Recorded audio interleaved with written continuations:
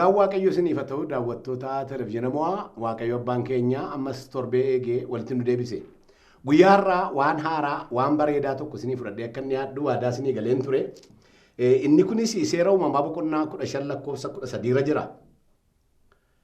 Macaafa qulqulluu takka jedha. Yommus waaqayyo Abrahaamiin sanyiin kee biyya kan isaan ta'initti galaa ta'uudhaaf achittis garbummaatti hojjechuudhaaf waggaa 400 cunqurfamuuf akka jiru dhugaasaa beekeedha. Sanyiin kee biyya kan isaan ta'initti. Har'aa mata dureen irratti dubbadhu biyya kan keenya hin taane nu joorsaa, nu mankaraarsaa, mataa nu naannessaa. Biyya ofii, qabeenya ofii, haadha manaa ofii, ijoollee ofii warra kananii afurana walitti qabadhe dubbachuu barbaada. Waaqayyo biyya kan kee ta'e siin jedha har'a. Biyyi keessa haati manaa keessa jirti. Ijoolleen kee kami? Qabeenyi kee kami? Lafti waaqayyo siif kenne kun kami? Kan kee kan hin ta'in yoomayyuu daddabaleen jedha. Kan keenya kan ta'e jechuun kan waaqayyo biraa nuuf kenname jechaadha. Kennaan karaa lama jira. Kennaan namni ufuma isaatii fudhatu jira. Waliin dha'ee waliin rukutee gubboonis ta'e kan koodha jedhee kan inni baankiidhaa qabu jira. Waaqayyo immoo kan keeti jedhee kan kennuuf qaba. Inni kana godhuuf inni waaqayyo kennuuf tasumaa walitti nuuf. Macaafa lallabaa boqonnaa 7 lakkoofsa 29 irraati waaqayyo nama yaada qajeelaa qabu uume. Namni immoo yaada baay'ee warra of keessaa qopheessan duukaa bu'anidha. Ati namuma yaada gaarii qabu si uume waaqayyo. Warra waan hambiraa qaban duukaa akkatti buutu fedha waaqayyoos miti yaada waaqayyoos miti. Yeroo hundumaa dhalli namaa kan inni hubachuun isaaf ta'u inni tokkoffaan dhaloota darbe fakkeenyaaf saba Israa'el irraa barachuu dandeenya. Abboota keenya warra gurguddoota biraa barachuu hin dandeenya. Ergamootarraa yookaan raajotarraa karaa isaan keessa ba'an akkamitti eebba isaanii bira akka ga'an. Amma yeroo baay'ee macaafa qulqulluu gaafa laallu waa'ee ergamootaa dubbata malee waa'ee uummataa badaan dubbatu. Waa'ee warra isaanitti tolee darbe, waa'ee warra fooqii ijaaranii muraasadha kan inni haasa'u. Waa'ee nama milkaa'e, nama gaarummaa kakuu haaraa keessatti caalaa jechaadha. Waa'ee gidiramuu, reebamuu, tumamuu hamma sana keessaa manni hidhaa ofiin banamee baasu, ergamaa isaatiin geggeeffamuu waan akkasii dubbata. Macaafi qulqulluun waaqayyo yaada nama uumeef qabaa, sababa nama uumeef qabaa. Kanaaf maalan hojjedhaani eessattan hojjedhaa eessatti nama waame waaqayyo jedhee of gaafachuu qaba. Takka nama hamaa hojjetetu qajeelinaan gaafa inni jiraatu argina. Takka immoo nama gaarii hojjetetu iddoon taane keessa yommuu inni jiraatu argine maa inni kun jenneetu of gaafanna. Maaliif waaqayyo waan deebisne fakkaata. Biyyi keessa achiin jalqaba. Biyyi waaqayyo siif qopheesse eessa? Faarsaa Daawit boqonnaa 50 lakkoofsa 12 irraa akka jedha. Biyyi lafaaf wanti isa keessa guute hundinuu kan kootiyedha. Waaqayyo biyya kam keessa jiraadha amma gaa? Biyyi lafaaf wanti isa keessa guute hundinuu kan kootiyedha waaqayyo. Elaagaa dhaggeeffadhaa. Abbaan barbaade irra jiraatu Ameerikaan kan Ameerikaa miti. Sittan hima. Jarman kan warra Jarmanii miti. London kan warra Londonii miti. Middle Eastiin yookaan garri Israa'el kun kan Israa'el miti. Itoophiyaan kan Itoophiyaa miti. Hundumtuu kan waaqayyooti. Seera ba'uu boqonnaa 3 lakkoofsa 8 irraa maal jedhaa? Yeroo sana Museedhaan waaqayyo akka jedhe saba koo biyya Aadamaaf aannanitti baastu geessuudhaaf biyya bal'aa biyya ishee gaarii gara biyya Kana'aan gara biyya Eewustootaa gara biyya Amoorotaa gara biyya Feeruzotaa gara biyya Eewototaa gara biyya Iyaabustootaatti isin galchuudhaaf hambu'eedha. Maqaa isaanii gaafa laaltanii saba Kana'aan turra jira biyyicha.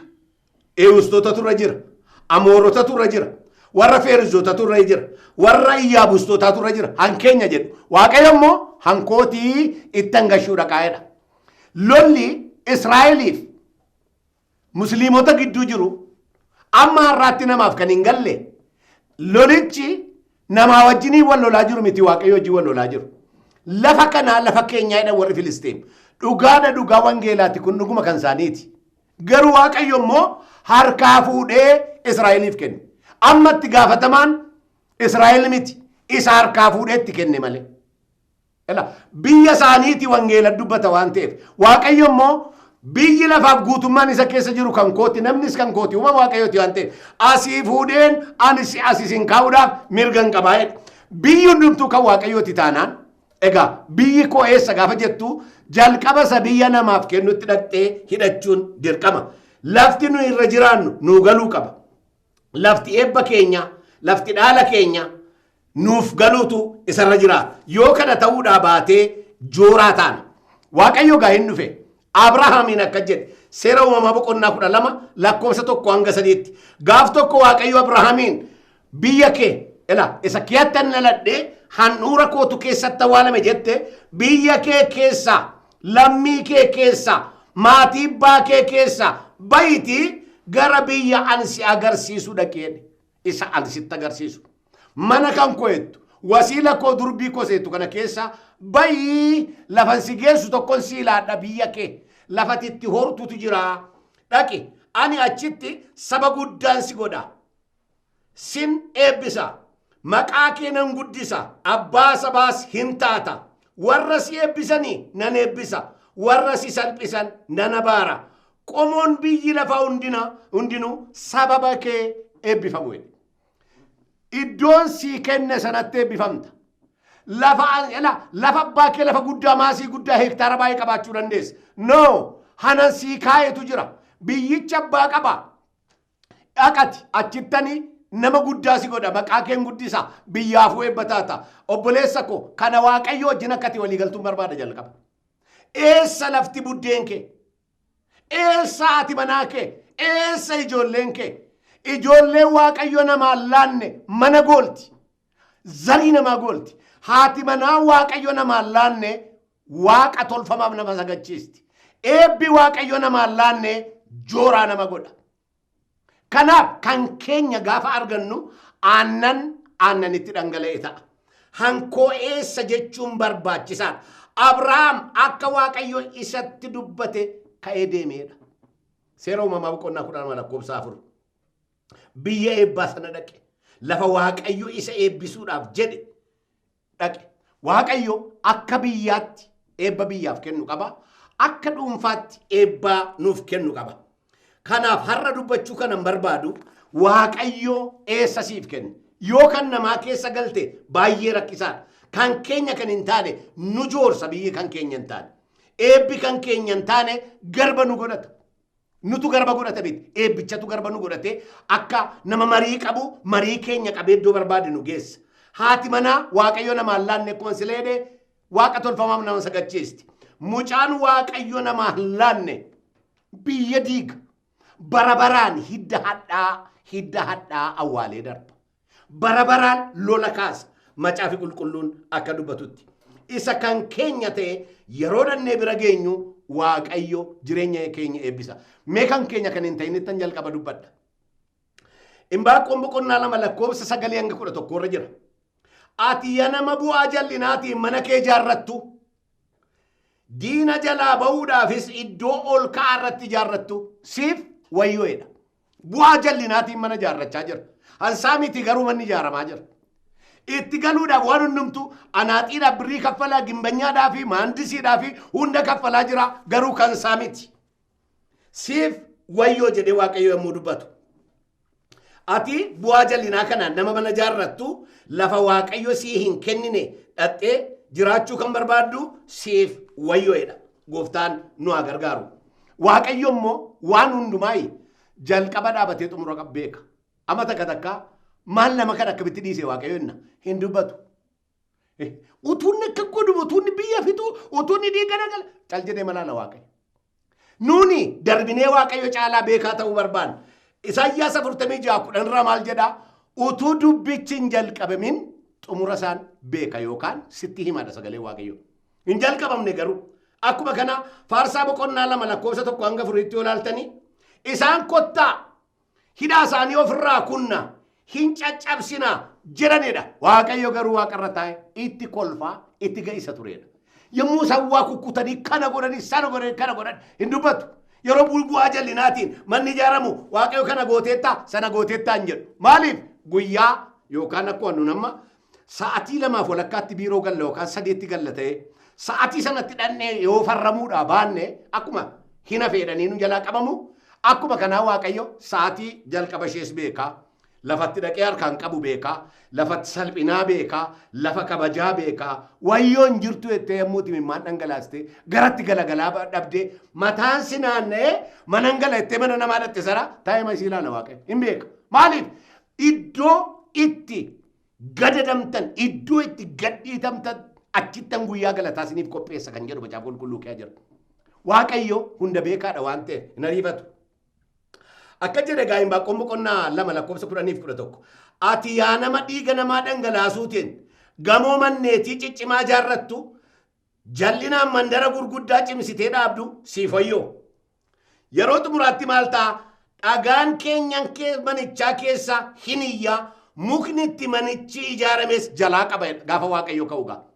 Dhagaasaa bu'uura faawundeeshin sagajjallaa jirutu asan jiraa.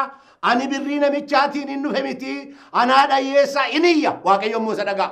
Amma ani hin dhaga'u ati hin dhageessu mismaara girgiddaa keessaatu hansaa miti ani hin ka'uugaa siif wayyuu jedheera waaqayyo jalqaba waan ta'eef. Ila kan kee kan hin taane hin iyya girgiddaa keetu jireenyuma keetii yoo akka itti birrichi dhufu beekta waan ta'eef. Atis nagaan qabdu manni kee nagaan qabu namni immoo beektonni akka jedhanitti karaa saayinsiitiin kan deeggaran. Dhukkubi harka 100 keessaa harki 72 dhiphinarraa namatti dhufaa jedhu. Birrii miliyoona isaa wajjin takka namoonni dhukkubi isaas miliyoona. Maaliif nagaan qabu? Kanaaf macaafa keenyaa keessatti boqonnaa 6 boqonnaa 7 olaaltanii lafa gammachuun hin jirre cooma muranii jiraachuurraa iddoo nagaan jiru turaafuu nyaatanii bulanii wayyaa'edha. Waaqayyo kan keessatti agarsiisu nama nan. Nama kan kee waan hin ta'in baattee mataa naanna'aa jirtu Zakkiyoos akka jedhe hankoo kan hin taane na bira jira. Nama lamarraa fudhadheef afuran galchaa'edha. Maaliif? Yesuustutti galee waan ta'eef. Yeroo waaqayyo kan ofii nama agarsiisu isa dhoossanuu gadi baasanii gan nama dhangalaasisa. Farsa Daawit boqonnaa 2 lakkoofsa 4.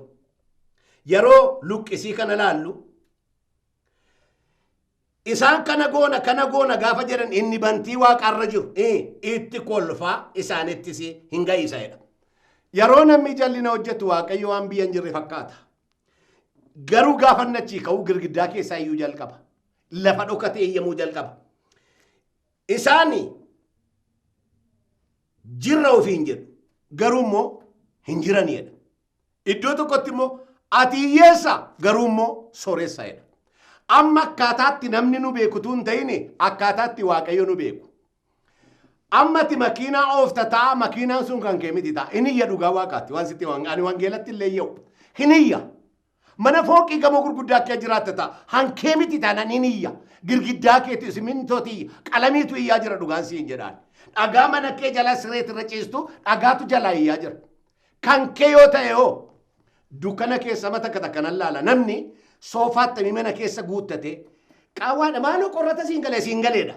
Isatti immoo dhukkubi baay'ata. Barandaarra warra qullaa ciistu immoo qorri karaa ishee hundarra. Amma dubbichi qorra dhukkuba ta'eef miti. Waaqayyoomtii kan isaan nuuf habitu. Kanaaf firoota koo jireenyi waaqayyo wajjin gaafa jiraatan torbee darbe kan dubbadhe marzi yookaan summii yoo nyaattanu isin hin miidhuedha. Summiidhaan bakka wangeelluu beeka summiidha nama ajjeesa. Isin hin miidhu. Balaami abaartu golgoleessituudha. Bakka isa yoo afaan isaa keessa galagali jedhe gaggala gashuudha. Waaqayyo dhaqee na baariin baay'inaan hankooti jedhe. Yoo ati kaatee abaarte yoo Izraa boqonnaa 2 lakkoofsa boqonnaa 10 lakkoofsa 2 maal jedha eebba sana waaqayyo abaar sana eebbatti nuu geeddareedha. Isa isheen balbala kee foqoqxu waaqayyo eebbatti sii geeddara. Si'a 9 balbala kee gangalatan taanaan kadhannaa si'a 9 sii cufoo jechaadha. Ati isaanitti dalgan goriin kan keerra jirta taanaan foqoquu dhiisanii mana keessa foqoqan balbala kee yoo ijaarratanii sitti hin goru. Maaliif waaqayyotu abbaa murtii dhugaadha wangeela. እግዚአብሔር እውነተኛ ዳኛ ነው። Maqaan Waaqayyoo bara baraan kan eebbifame haa ta'u. Takka takka yeroo waa jalqabu salphaa fakkaatee jalqabna. Waan nuyi facaasnu salphaama fakkaata badaas miti. Jalqaba isaa nu naasisa. Itti aanee immoo nu naasisu. Itti fufee immoo dhannayyuu nuu ta'a. Yeroo sana dubbiin badeera. Waaqayyo hin ariifatu suuta deema waan ta'eef. Macaafi qulqulluun akka jedha. Abrahaamii fi waa'ee Saaraa gaafa dubbatu haati manaa Abrahaam Saaraan kaateetu akka jette Abrahaamiin Waaqayyo akka gadameessa koo cufe beekta ati mee kottuutii garbittii koo kana bira ga'anii si aaran galfadhaa jette. Mucaan immoo ishee irraa argadhe jilbattan baadha ta'a. Anis kaasuutti baadhe nama fakkaadha jennaan. Abrahaamis tole jedhee bira ga'ee mucaanis garaatti hafeedha macaafni qulqulluun. Yommuu garaatti ishee hafu Aggaarii mucaan garaatti hafuu bartee giiftii ishee salphisteedha. Yeroo kana Saaraan sat jettee kaatetu akkatti Abrahaamiin yaa Abrahaam anaaf si gidduutti Waaqayyo hafaradu. Dubbii kana situ balleesseetti. Yeroo harkaan fuutee geessitu wanta tokko ittiin fakkaanne. Amma gaafa garbittiin ishee salphistu amma immoo deebite Abrahaamitti galagalte. Abrahaam akka jedhe maal taatennaan garbittiin koo kun ulfaa'uu ishee bartee na salphistennaan harka kee keessa jirti. Akka jedha isheen harka kee keessa jirti waanuma barbaadde ishee irratti raawwadhuedha. Sagalee Waaqayyoos akkas jedha. Saaraanis garbittii ishee rakkisuu jalqabdee hojii ciccimaadhaan gadi ishee qabdeedha. Ittaanee garbittiin ishee sun immoo kaatee baqatteedha. Maal godhu namni baqataachi? Hin baqattee utuu isheen deemtu immoo ergamaan Waaqayyoo immoo karaarraa saxxeetti ba'e. Eerattaa Aggaar ergamtuu Saaraa deebii mana Saaraatti galii harka ishee jala gadi jedhii jiraadhodha. Takka takka joo namaan galu. Kana kan gochaa jiru Waaqayyo. Yeroo isheen fuutee akka salphaatti abbaa manaatti laatte waan kana godhuun fakkaatu. Mana gooluu jalqabe mucaan. In kakateef akka jedhee kakateef gurbaan kuni nama guddaa ta'a saba guddaa ta'a baay'ina isaarraa kan ka'eeyyuu hin lakkaa'amu jedhe Waaqayyo. Hin lakkaa'amu nan baay'isaa nan guddisa waan ta'eef hin lakkaa'amu jedhe Waaqayyo. Inni si jedhe hirree isaa namarratti asii ol kaafata jedhe. Namni baay'eenis hirree isarratti ol kaafataa jedhe. Kanarraa kan ka'e jedhe nama baay'ee wajjiniin wal lolaa jiraata jedhe. Mucaan kun akka dingataa dhalate. Hin oole hin bulee. Saaraanis barri hin ga'eef mucaa deesse. Mucaa godhatte. Gurbaan kuni Saaraanis Ismaa'eel Yisihaaq irratti utuu waan gadhee dubbatu dhageessedha Oromeeffaansaa. Amaareffaansaa garuu sisiqedha. Utuu inni itti kolfu kun immoo dudduuba dhufee amma gaa sanyii nanaan waamamedha. Utuu itti kolfu Saaraan lammata gaafa kana dhageesse hin kaatee akkas jette Abrahaamiin. Gurbaa kana baasiiti arii mana kana. Innaalu inni mucaa koo kanaa wajjin jedhe. Kana boodeedha sagalee Waaqayyo. Abrahaam bishaan cuggeedhaan qalqalaan midhaan ishee nyaattu xinnootti kennee mucaa dugdarra kaa'ee mana keessa ari'eedha sagaleen Gooftaa. Barahaa keessa dhatte egaa. Arra wanti tokkoon isinitti himuu barbaada. Inni mana Abrahaamiif mana Saaraa akkaataa kana goolee akka xiqqootti gale. Tokkoon isaa garuu gatii kaffalame. Mucaan kun utuu dhufne ta'e eebbi kun akka inni namarratti ka'u lolaan ka'u harka isaa namarratti kaafatu hin jiru iyyuu ture.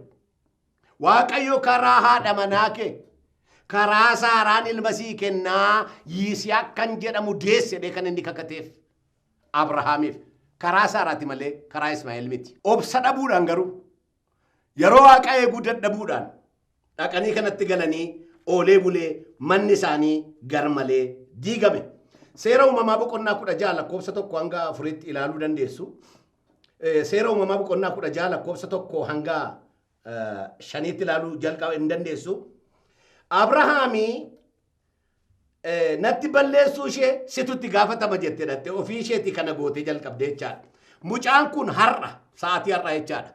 Qomoon Filisxeemii qomoon Israa'el walii rafanii hin beekan. Qomoon Ismaa'eel irraa dhalatan akka jirutti qomoo Filisxeem ta'anii maaliif eebbi karaa hangafaa dhufa jedhan malee karaa kakuu dhufa hin jenne. Hangafummaa sana duwwaa fudhatanii garuu Waaqayyo maal jedhee kakuu kanan galu isan siif kennu isa saaraa irraa deessuunidha waan ta'eef karaa achirraa lakkaa'ama jedhee kanarraa kan ka'e amma irraatti lola gurguddaa wal irratti kaachisaniitu wal lolaa jiraachaa jiru. Abrahaam boqonnaa 16 lakkoofsa 10 hanga 16tti mucaan dhalate sun mana gooluurraa kan ka'e gatiitti isheetti baachisee mana isaa keessaa baasuu isaatiin waan hundumaa jalaa ba'e fakkaata. Garuu jeequmsa guddaa waan salphaa fakkaatee dhufaa waan guddaa immoo fudhatee deema.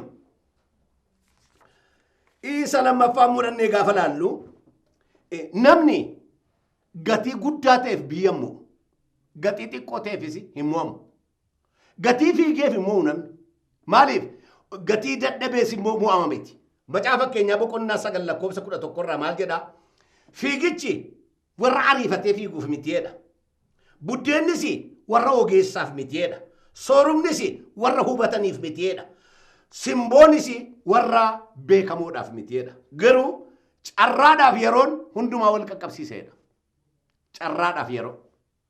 Gatii fiiganii fi mo'u miti. Fiiganii mo'uun kana ilee fa'i. Kan Qananiisaa fa'a. Kan Saaniiti kan Daraartuu fa'i. Kan Xuruunee Dibaabaa fa'i. Inni isa kan biyya lafaati. Isa kan eebbaa karaa eebbaa fiigichaan hin argamu.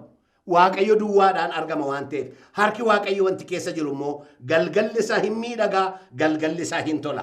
Lammaffaan gaafa laallu Daawiti.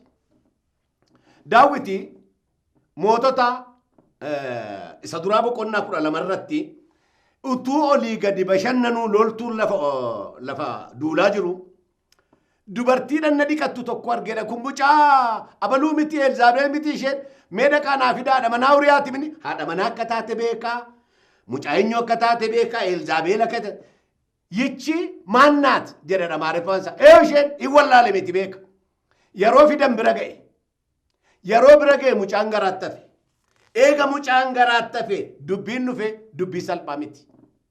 Mucaatu garaatti hafe yeruma sana garaatti na hafeera jetteetu Daawititti ergiteedha. Eggii isheen Daawititti ergiteeti Daawit abbaa mana lafa lolaatii waamee kottoodhaan jedhe inni dhufe boqoddu mee yaatte bara baay'eedha kanatti baraa turte mee boqoddu galii haadha manaa kee wajjin jennaan mana jala buleedha sagalee Waaqayyo. Waaqayyo qabuu barbaade gaafa achi ka'e halkanuma tokkittii bira dhaqee achuma garaatti hafe abbaan manaa garuu yeroo baay'ee wajjin ciiseera. Ijoolleen isheen qabdu garuu tokkoyyuu hin jiru. Waaqayyo nama hin qabinyera keenya gaafa achi nama qabe jalaa ba'uun hin danda'amu. Galennaan mana jala buleedha. Lammaffaa waamee hin obaasee hin macheessee galennaan namtichi hin dide. Akka jedhe adda waraanaa lafa lolli cimaan jiru ergaatii isa dura buusaa Uriyaa dura buusaa aduu jedhe. Yommuu inni du'u haadha manaa gara mana isaatti fudhateedha sagalee Waaqayyo. Sana booda ka'e egaa Waaqayyo. Booddeedhaan dhufee Waaqayyo akka jedhe yaa Daawit jedhe. Raajii itti ergee akka jedhe fakkeenyaan itti dubbachiisuu jalqabe. Namicha tokko hoolaa xinnoo tokko guddifate. Hoolattiinis harka isaa keessaa waa nyaatti turte. Amma booddee keessaa mootiin guddaan tokko immoo jira biyya isaa keessa hoolaaf sa'ii garan qabdu. Keessummaan itti dhufnaan hoolaa kee ishee tokkittii sana naa erginan qalaaf jedhee namicha kanaafi attamitti ilaaltatenna. Maal kun hamaan akkasii duutu isaaf taa'e. Yommuu sana raajiin akka jedhe namichi si umadha siin jedha Waaqayyo. Siini lafa tikeetii si waamee mootiin si godhe mana gooftaa keessaa olii siin laadhe haadha manoota isaa dabaleen siif kenne. Kuniyyuu mootuu sitti xinnaateera ta'e siin dabalan ture. Maaliif kana goote jedhee Waaqa maal jedhe Daawit na tuffatte lammaffaa sagalee koo salphistee. Kanaafoo billaan mana keerraa hin fagaatu jedhe Waaqayyo. Billaamatu mana keerraa hin fagaatu. Zarii makee yookaan fira keessitti kaasaa jedha Rooffansa. Fira keessitti kaasaa isatti dhoksaatti hojjette kana aduu saafaa boba'u cubbuu mana kee irratti hojjetamaa jedhe. Hin oole hin bule hin jalqabe gaammachisaa. Obboleessuma mucaa Daawit Amnoon kan jedhamu mucaa qoxisuun isaa Tiimaar kan jedhamtu jirti. Obboleettii makoo kana arge maleedha.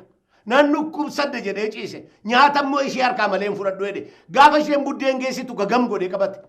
Mee ilaala obboleessatu obboleettii qabata. Maltaate salphina Israa'el keessa hin jirre hin goonu kana jennaan ani dhiisu jedha sagalee waaqayyo. Sin dhiisu de giddiidhaan nama kana gudeede. Akka sanatti immoo hin jibbeera deebise.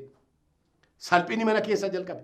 Lammaffaa Abeesaloom mucaamti isaa inni quxisuun guyyaa saafaadhaan riqicha mana irratti ijaarame keessatti haadha manoota Daawitii wajjiniin guyyaa saafa gara sa'aatii 7 jechaadha ciiseedha.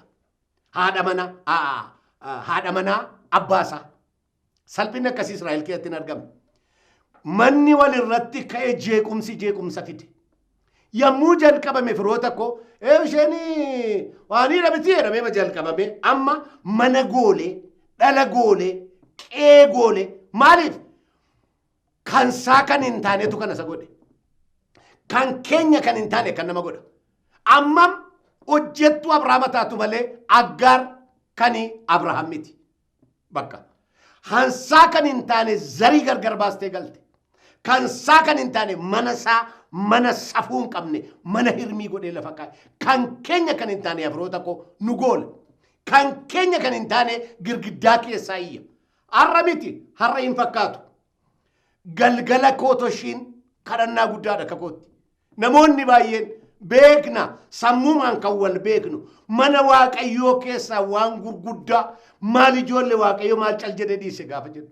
Wanta gurguddaa janamaatti hin tolle kan godhan. Har'a dulluma keessa fincaan illee qabachuu dadhaba warri deeman. Mana isaanii keessa ijoollee abnormaalii taate warra sammuun darbe kan qaban. Namoota baay'eetu jira. Isarraan ilaalin oolee bulee waaqayyoo nama gaafata. Firako waaqayyo kansaa kan ta'een nama eebbisa. Inni waaqayyotti nama eebbisu immoo badhaadhummaa of keessaa qaba. Eebbi waaqayyo nama joorsu mataas nama naandeessu. Daawit mana isaa keessatti Daawit nama akka garaa koo kan waaqayyo jedhee waammate. Kan maqaa isaatiin inni jaallate. Naa ta'a naa dibi kan jedhe.